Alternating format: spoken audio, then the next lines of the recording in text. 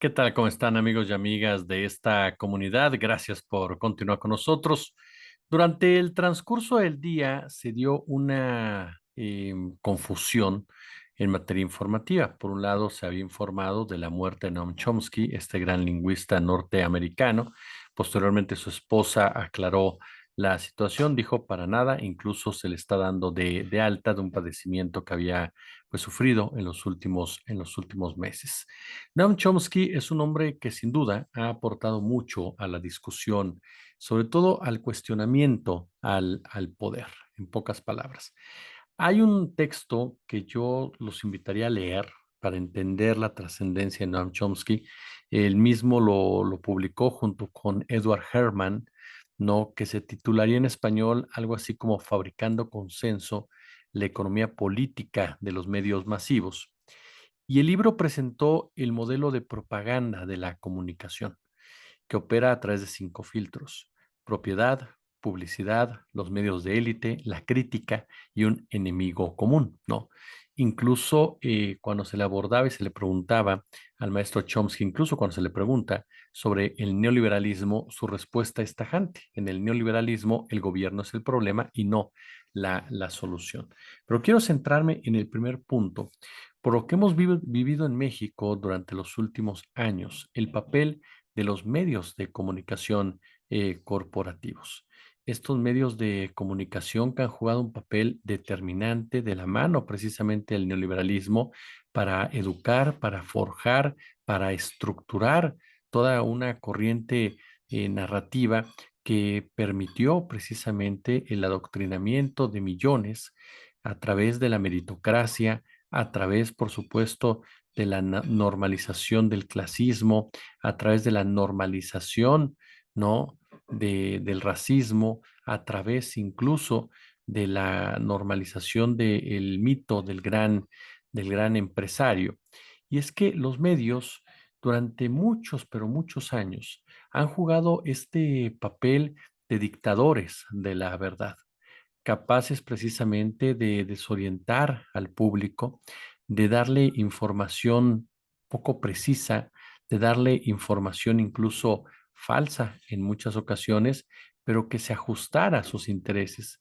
En los medios de comunicación corporativos priva una frase clara y contundente: la verdad es la que se acomode a nuestro interés. En muchas ocasiones realizaban actos verdaderamente deleznables, todo con la finalidad de distraer al público de lo verdaderamente importante.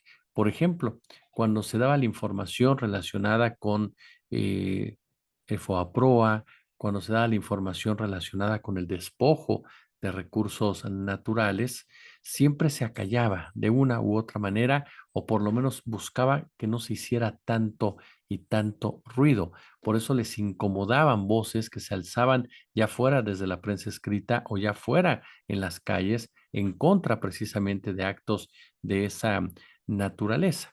Los medios de comunicación han copado la información durante muchos, pero muchos años. Una información que, como bien dice el maestro Chomsky, la han convertido en propaganda, propaganda tanto de políticos, tanto de gobiernos, para justificar cada una de sus actividades atroces. Vale la pena solamente recordar dos ejemplos, no dos ejemplos. El caso del gobierno de Felipe Calderón, cuando pactaron el silencio, cuando decidieron ya no informar sobre lo que estaba pasando en la guerra contra el narcotráfico, justificándose, pretextando que lo hacían por la seguridad de sus propios reporteros, cuando muchos de esos medios ni siquiera tenían registrados a sus reporteros en el Seguro Social, por decirle algo, ni siquiera les daban las mínimas garantías para poder realizar su labor. Ahí lo que estaban haciendo era darle un literal, ¿no? Un total apoyo, ¿no? Un espaldarazo a un gobierno que hizo de la necropolítica su forma de administrar este país, y los dueños de los medios lo sabían perfectamente, y sin embargo decidieron callar ante las brutalidades que día con día denunciaba la ciudadanía, que quedaba en medio precisamente de esa mal llamada guerra en contra del narcotráfico, que lo único que buscaba era justificar la estrategia securitaria basada precisamente en el militarismo, que derramaba la sangre de personas inocentes, que desaparecía a personas inocentes y que siempre se justificaba con el señalamiento a los famosos capos del narcotráfico, a los famosos miembros de los cárteles de la, de la droga. Y sin embargo, los medios dijeron, aquí no se dice nada, no vamos a decir nada porque aparte es darle voz a los delincuentes, cuando en realidad lo que estaban haciendo era ignorar el clamor de una sociedad en general. Yo creo, no sé si ustedes estén de acuerdo conmigo, que ese fue un punto medular en el rompimiento ya de la confianza en los medios de comunicación, cuando la gente se dio cuenta que la dejaron sola, cuando se dieron cuenta que los medios jamás iban a transitar hacia un modelo social como supuestamente tendrían que haberlo hecho, ya que son concesiones públicas, no concesiones del Estado. Cuando se dieron cuenta que los medios siempre, sin importar quién estuviera en el poder, iban a respaldar al poder mismo porque son parte de lo mismo. Para mí es una etapa en donde los medios de comunicación dejaron de realizar su labor, todo por anteponer intereses políticos y financieros, ¿no? Y en ese momento me parece que se rompe completamente esa confianza de la gente y comienzan a ser sustituidos por otro tipo de, de comunicación, comienzan a ser sustituidos por otro tipo de voces, quienes logran precisamente esa coordinación y ese apoyo con la ciudadanía, esa comunicación con la ciudadanía. Y la gente comienza a generar confianza en los mismos. Viene después el famoso Pacto por México de Enrique Peña Nieto, el de las reformas, en donde los medios de comunicación se dedicaron a inflar el globo de una manera soez, pintando a Peña Nieto como el gran reformador, como ese personaje que iba a cambiarlo todo, que iba a profundizar en los cambios necesarios para que este país fuera mucho, pero mucho más equilibrado, cuando en realidad lo que estaba haciendo era simplemente terminar el trabajo, terminar el despojo de la mano precisamente del neoliberalismo.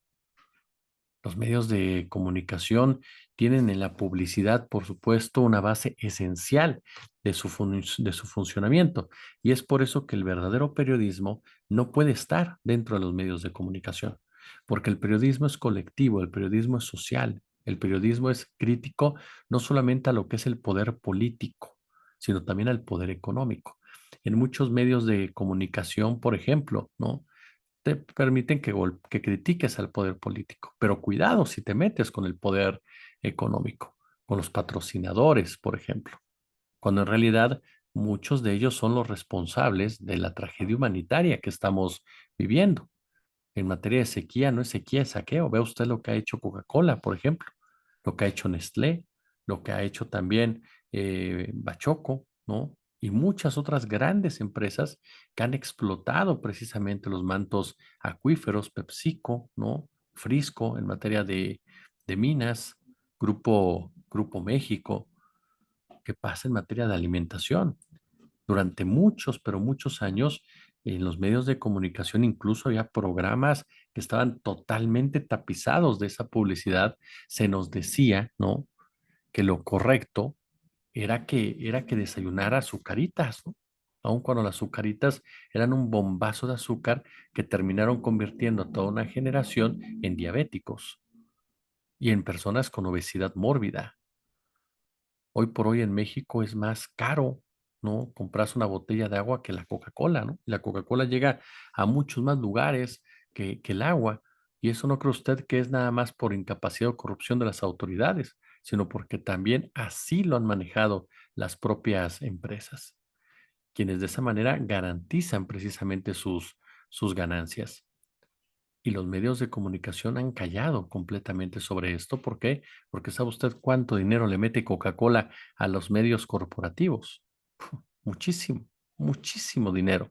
Es parte esencial de sus campañas y pautas publicitarias. Entonces, por eso no hay espacio para el periodismo como tal en un medio de comunicación corporativo. El otro punto, los medios responden a una élite. Los dueños de los medios son parte precisamente de esa élite.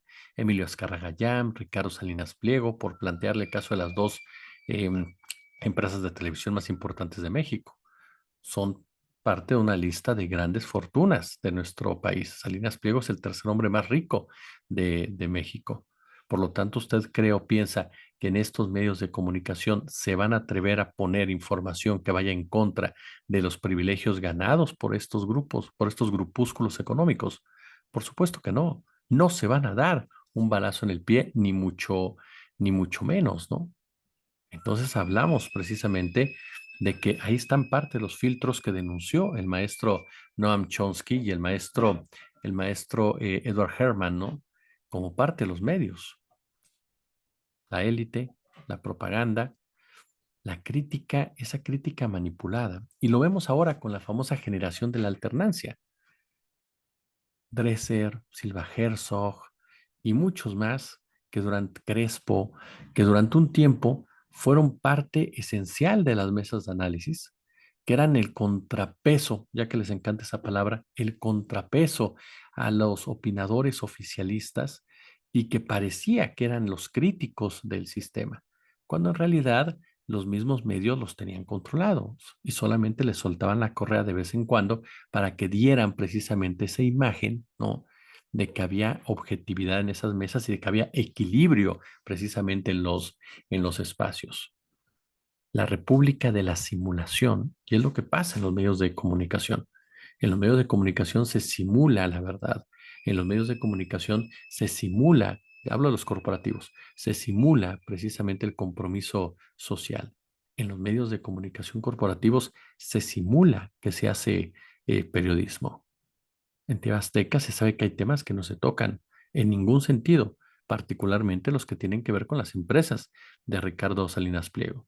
Y sin embargo, aparecen sus conductores como Javier Latorre de una manera verdaderamente inocente, por no decirlo de otra manera, asegurando que él se manda solo, haciendo un editorial en donde él se manda solo, pero agradeciéndole a su patrón que le haya dado tantos y tantos años trabajo.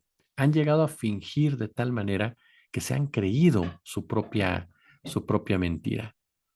Y es ahí, precisamente, en donde muestran quién tiene el control de esos medios de comunicación, la importancia de tener la propiedad de esos medios de comunicación, porque es lo que permite precisamente a la derecha seguir operando y seguir lanzando sus narrativas y sus mensajes en contra de cualquier cambio, en contra de cualquier acción que pudiera atentar precisamente contra el status quo. Hay temas que ni siquiera tendrían por qué importarles y que sin embargo se oponen, no tanto porque les pudieran generar un daño como tal, sino por el simbolismo de ese tipo de temas.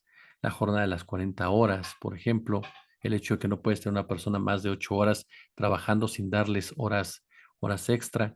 Para ellos es una bicoca el pago de este tipo de tiempo porque tienen precarizado el salario en los medios de comunicación corporativos cuando hablamos del tema de noticias. Y sin embargo, prefieren no hacerlo. ¿Por qué? Porque significaría una derrota en la estructura como manejan las cosas. El tema de Noam Chomsky nos lleva precisamente a revisar este modelo en materia de medios de comunicación que tienen un enemigo común y es la justicia social. Para los grandes medios de comunicación, todo aquel que busca la justicia social, todo aquel que se atreve a demandar justicia social, se vuelve un conspiranoico, se vuelve un anarquista, se vuelve un generador de inestabilidad, se vuelve un irresponsable, se vuelve un bravucón, se vuelve una persona agresiva, ¿no? A final de cuentas, porque lo que importa es minimizar esos cuestionamientos. Lo que importa es denostar al enemigo común para que su narrativa no tenga penetración en las mayorías. Hoy por hoy los medios de comunicación corporativos sufren, aunque no con la gravedad que deberían por el daño que han provocado, pero comienzan a padecer precisamente la mudanza de la audiencia. Una audiencia que comienza a buscar otro tipo de alternativas, otro tipo de espacios, otro tipo de foros para poder expresarse. El mejor ejemplo de cómo esos medios de comunicación vivieron literalmente en su propia burbuja se da cuando llega esta etapa que hemos estado viviendo, de que ustedes pueden comunicarse, hablar, discutir precisamente directamente con aquel que le está dando una opinión, que le está dando una información. Y pueden decir, estás equivocado, y eso es mentira.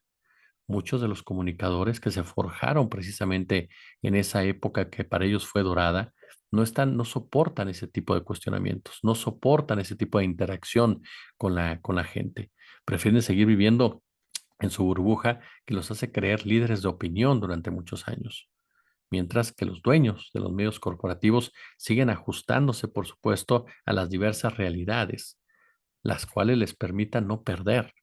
Si no van a ganar, por lo menos no perder. Pero la gran pregunta que yo haría es, ¿hasta cuándo van a pagar sus responsabilidades en el profundo daño que le han hecho a un país al que le han mentido constantemente, al que han engañado constantemente, al que han minimizado constantemente, al que ayudaron a segregar, al que ayudaron a saquear, al que ayudaron a robar, al que ayudaron a minimizar, al que ayudaron a violentar con sus discursos?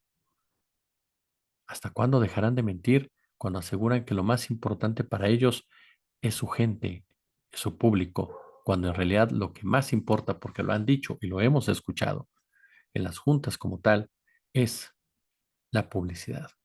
Porque el que paga manda. Ellos convirtieron la información en un negocio.